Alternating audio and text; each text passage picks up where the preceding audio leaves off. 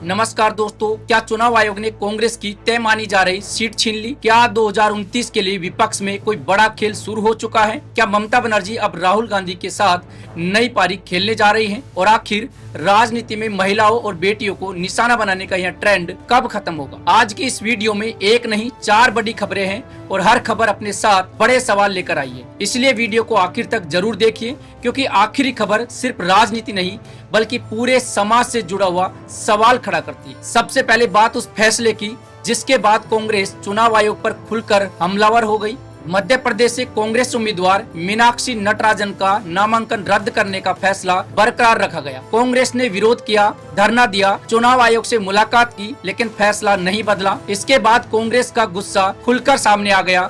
राज्यसभा सांसद और वरिष्ठ वकील अभिषेक मनु सिंघवी ने चुनाव आयोग पर सीधे सवाल खड़े कर दिए। उन्होंने कहा कि यह छोटी गलती नहीं है, यह 2 और 2 को 5 नहीं बल्कि 2 और 2 को 7 बताने जैसा मामला है। उनका आरोप है कि जिस केस के आधार पर नामांकन रद्द किया गया उसमें अभी तक न चार्ज फ्रेम हुए, न चार्जशीट दाखिल हुई और न ही अदालत ने संज्ञान लिया। फिर उसे लंबित आपराधिक मामला कैसे मान लिया गया? यहीं से विवाद और बड़ा हो गया, क्योंकि कांग्रेस अब एक और उदाहरण सामने ला रही है। कांग्रेस का दावा है कि झारखंड में बीजेपी समर्थित उम्मीदवार परिमल नाथवानी के मामले में भी एफिडेविट को लेकर आपत्ति दर्ज हुई थी, लेकिन वहां नामांकन स्वीकार कर लिया गया, जबकि मध्य प्रदेश में नामांकन रद्द कर दिया गया। यानी एक जैसी परिस्थितियां लेकिन 2 अलग अलग फैसले। यहीं से कांग्रेस सवाल पूछ रही है कि आखिर नियम अलग अलग क्यों? अब कांग्रेस इसे सिर्फ कानूनी लड़ाई नहीं मान रही।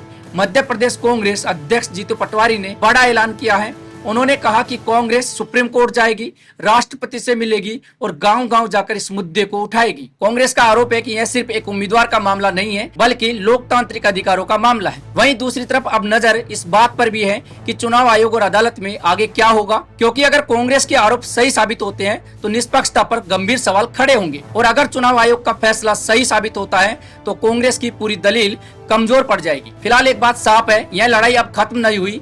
यह मामला अब सड़क से लेकर सुप्रीम कोर्ट और राष्ट्रपति भवन तक पहुंचने वाला है, और इसी वजह से सबकी नजर अब अगले कदम पर टिकी हुई है। लेकिन गंभीर बात सिर्फ चुनाव आयोग तक सीमित नहीं है, विपक्ष के अंदर भी इस समय बहुत कुछ बदलता हुआ दिखाई दे रहा है। कल तक जो नेता राहुल गांधी के रास्ते में सबसे बड़ा रोड़ा माने जाते थे, अब उन्हीं को लेकर नई राजनीतिक चर्चाएं शुरू हो चुकी है, और यहीं से शुरू होती है दूसरी बड़ी खबर। क्या 2029 के लिए राहुल गांधी का रास्ता साफ होने लगा है? क्या ममता बनर्जी और कांग्रेस के बीच कोई बड़ी राजनीतिक डील पक रही है?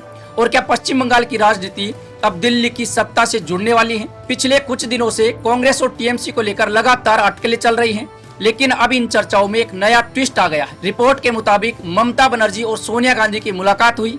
इसके बाद राहुल गांधी और अभिषेक बनर्जी के बीच भी बातचीत हुई। यहीं से कई तरह की राजनीतिक चर्चाओं ने जोर पकड़ लिया है। दावा यह भी किया जा रहा है कि कांग्रेस की तरफ से ममता बनर्जी को बड़ा ऑफर दिया गया है, साथ ही अभिषेक बनर्जी को भी संगठन में बड़ी जिम्मेदारी देने की चर्चा है। हालांकि इन दावों की आधिकारिक पुष्टि अभी नहीं हुई है, लेकिन सबसे बड़ा सवाल यहाँ से शुरू होता है, अगर टीएमसी और कांग्रेस के रिश्ते मजबूत होते हैं तो क्या राहुल गांधी की प्रधानमंत्री पद की दावेदारी भी मजबूत होगी? क्योंकि एक समय ऐसा था जब इंडिया गठबंधन के अंदर राहुल गांधी के नाम को लेकर सबसे ज्यादा आपत्ति ममता बनर्जी की तरफ से देखने को मिलती थी। अब तस्वीर बदलती हुई दिखाई दे रही है। रिपोर्ट्स में यह भी कहा जा रहा है कि ममता बनर्जी केंद्र की राजनीति में ज्यादा सक्रिय भूमिका निभाना चाहती है, और इसके लिए वह लोकसभा पहुंचने की तैयारी कर सकती है। चर्चा है कि पश्चिम बंगाल की बसीरहाट सीट से वह चुनाव लड़ सकती है। अगर ऐसा होता है तो संसद में उनकी मौजूदगी और भी मजबूत होगी।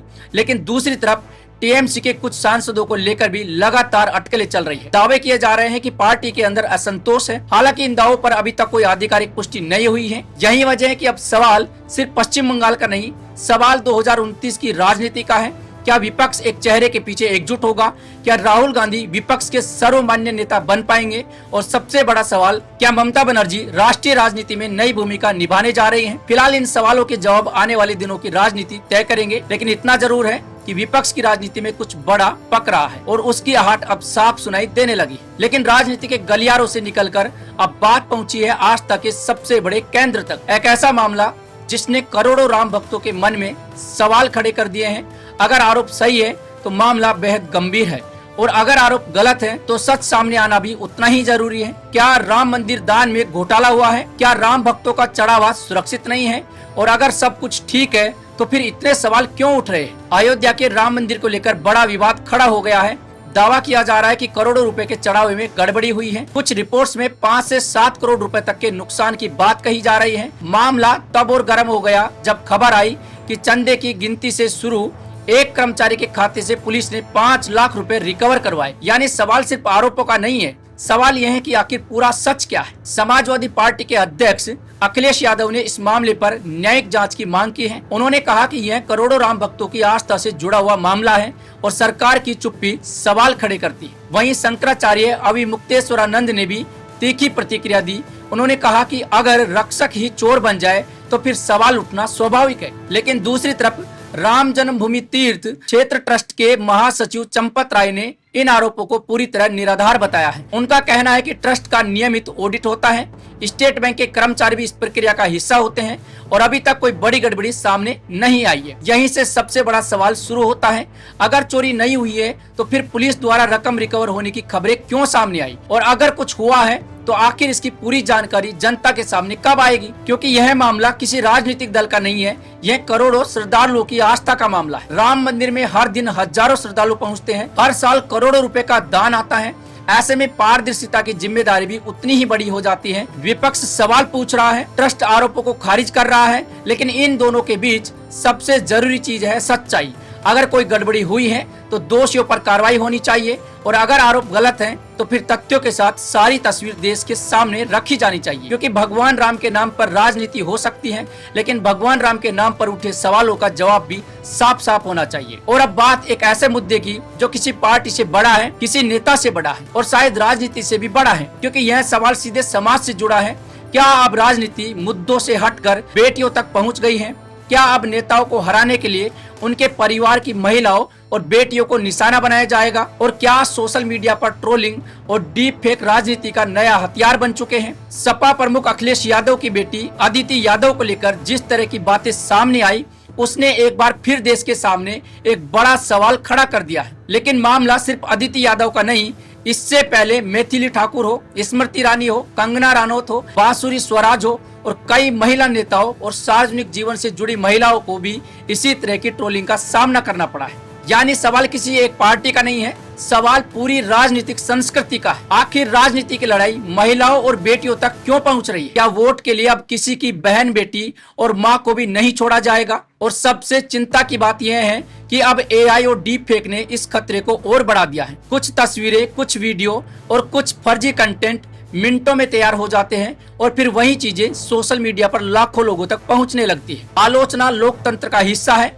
लेकिन अभद्रता, फर्जी तस्वीरें और महिलाओं को निशाना बनाना यह लोकतंत्र नहीं है, बल्कि जहरीली राजनीति की निशानी है। दिलचस्प बात यह है कि जब किसी एक पक्ष की महिला नेता निशाने पर आती है तो दूसरा पक्ष चुप हो जाता है, और जब दूसरे पक्ष की महिला नेता ट्रोल होती है तो पहला पक्ष खामोश हो जाता है। यही वजह है कि यह सिलसिला लगातार बढ़ता जा रहा है।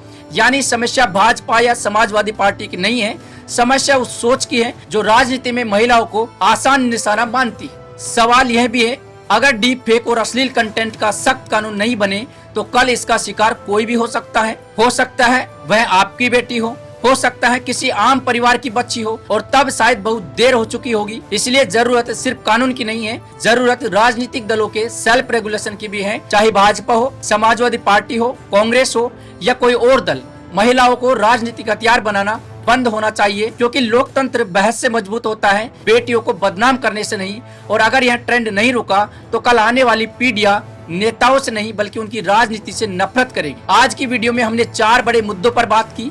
एक तरफ चुनाव आयोग के फैसले पर उठते सवाल, दूसरी तरफ विपक्ष की बदलती राजनीति, और फिर राम मंदिर के चढ़ावे को लेकर उठे विवाद, और आखिर में राजनीति के उस खतरनाक ट्रेंड पर जो लोकतंत्र को बहस से हटाकर निजी हमलों की तरफ ले जा रहा है।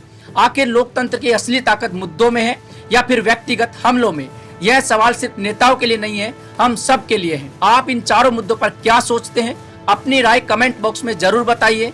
और अगर आपको ऐसा लगता है कि खबरों पर तथ्यों और सवालों के साथ चर्चा होनी चाहिए तो वीडियो को लाइक कीजिए और चैनल को सब्सक्राइब करना ना भूलें। नमस्कार।